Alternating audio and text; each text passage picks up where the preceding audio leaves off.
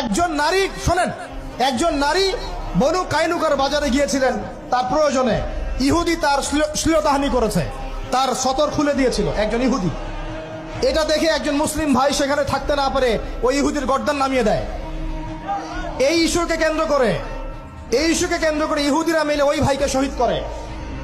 তখন ওই বাজারে ওই ভাই ছাড়া আর কেউ ছিল না, একজনই ভাই ছিল।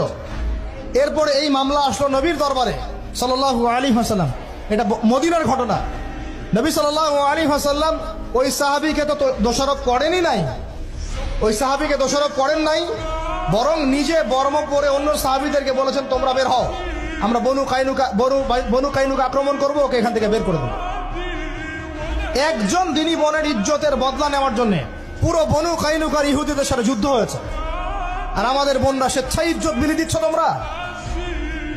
তোমরা হচ্ছে মাটির তলে চলে যাও, তোমাদের বেঁচে থাকাচ্ছে মাটির তলে চলে যাও। তোমরা নিজেরা স্বেচ্ছায় ইজ্জতের বিসর্জন দিচ্ছ।